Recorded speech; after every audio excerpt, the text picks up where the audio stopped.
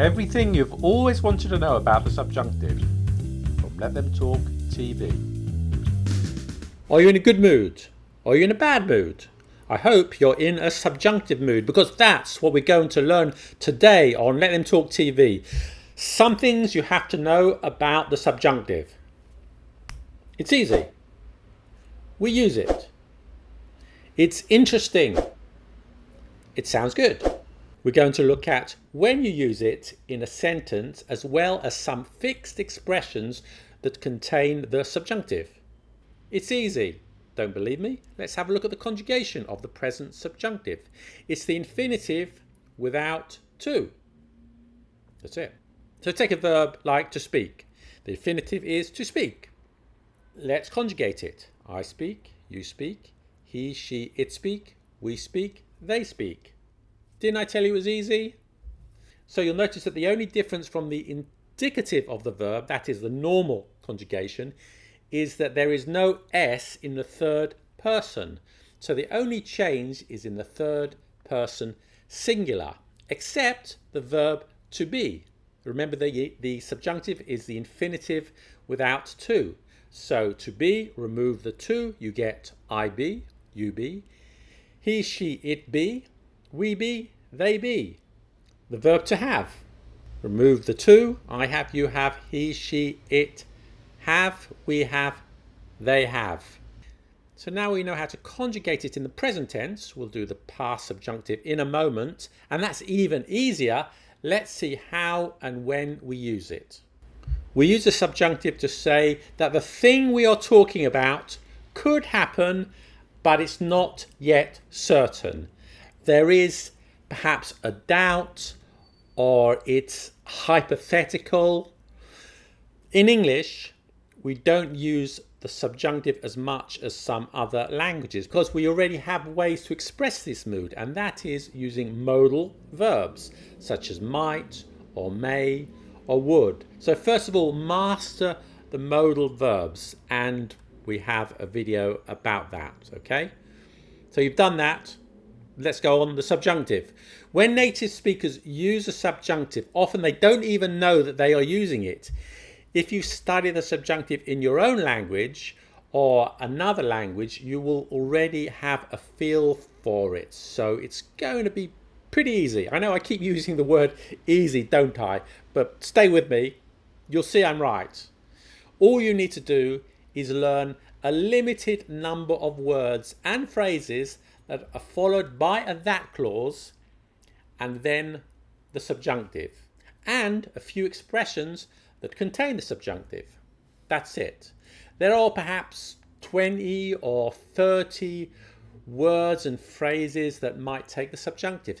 Here is a list of some of the most common ones, okay? So let's have a look at a few of them.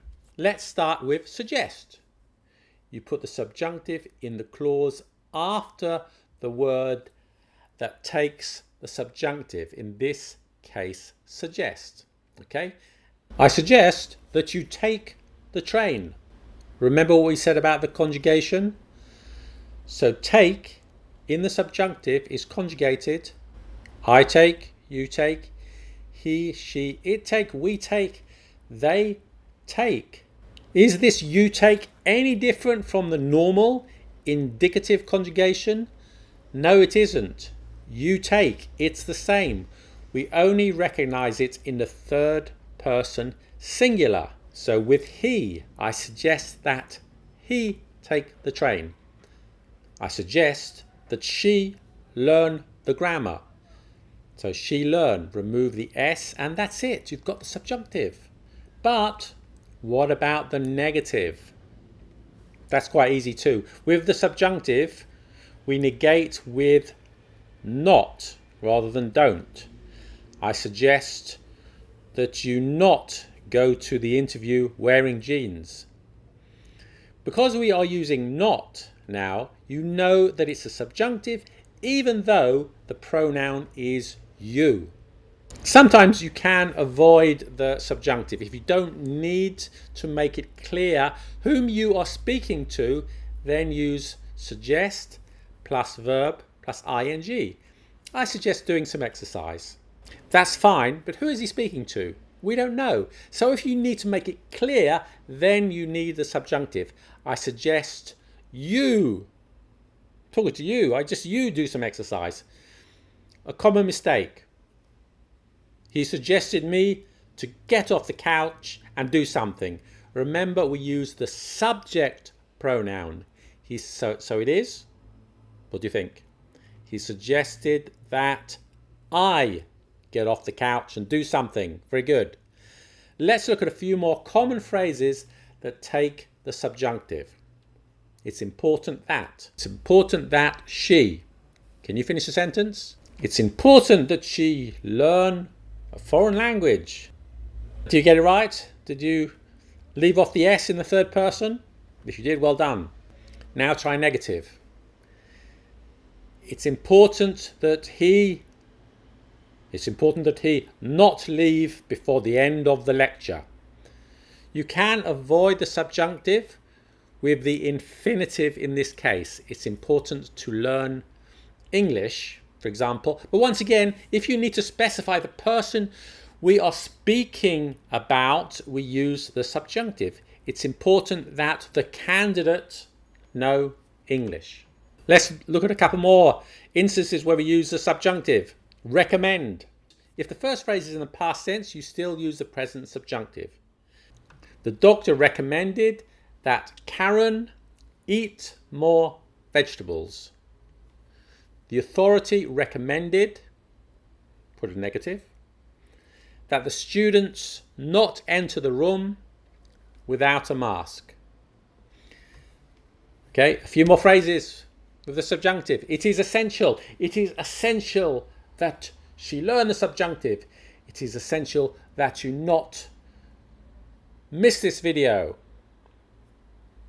The committee requested the president not take a holiday during the crisis. Remember what I said about the subjunctive is the infinitive without to. So with the verb to be, the subjunctive is be. And it's the same for all persons, all pronouns. Let's look at some examples. Insist. We insist you be here on time. I suggest that you and Brian be at the next meeting. Avoiding subjunctive.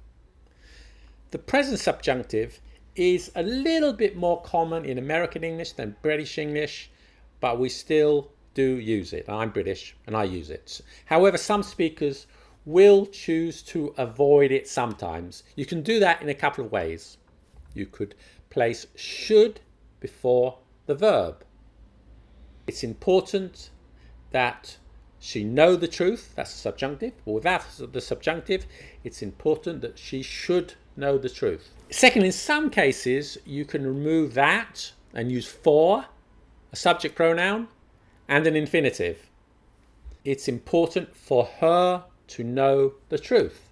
Thirdly, some people may avoid the subjunctive altogether. For example, it's important he goes home now.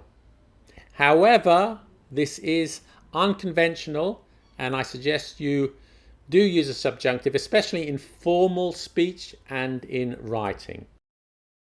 Now we're going to look at some common expressions that contain a subjunctive. Let's start with a very common one, whether it be. Whether it be. Notice the expression is whether it be and not whether it is. So what does it mean? It means it doesn't matter if it is X or Y. Okay. So for example, I'll take an appointment whether it be during the week or the weekend. So it means it doesn't matter if it's during the week or at the weekend.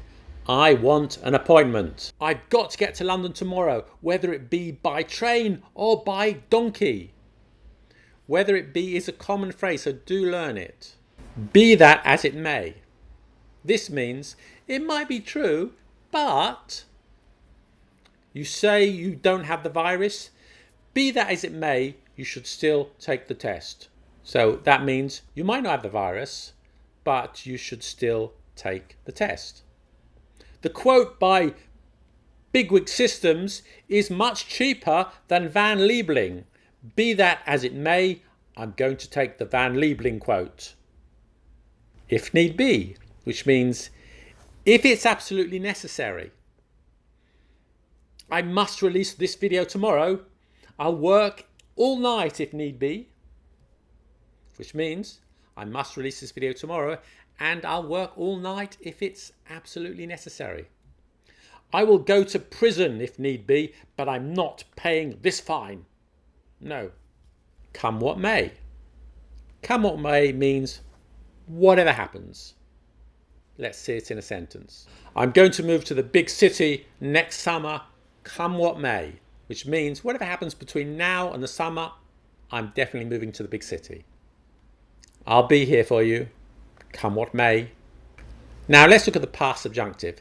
This is even easier to conjugate than the present subjunctive, if that's even possible. The past subjunctive is the same as the past tense, except for the verb to be, where it is were for all persons. I were, you were, he were, she were, it were, we were, they were. That's easy, isn't it? That's why we say if I were you and not if I was you. Some people might say if I was you, but according to the grammar, it's if I were you. Okay? You might hear were instead of was after wish. I wish I were rich. And in other cases, we use a subjunctive, but you'll only recognize it as a past tense. I wish I won the lottery. Do not say I wish I will win the lottery. That's not correct. With wish, after wish, we used an unreal past, which is a subjunctive. If only. If only she were here. Some people would say if only she was here. If you want a deeper understanding of the past subjunctive and what we call the unreal past, then I've already made a video on that subject. I would say that it's vital that you watch it and tell your friend that it's essential that he or she watch it too. Check it out here. So now you know how to use a subjunctive. And if I were you, I'd go out and practice it now. Thank you, grammarians. Have a beautiful day. See you in the next video.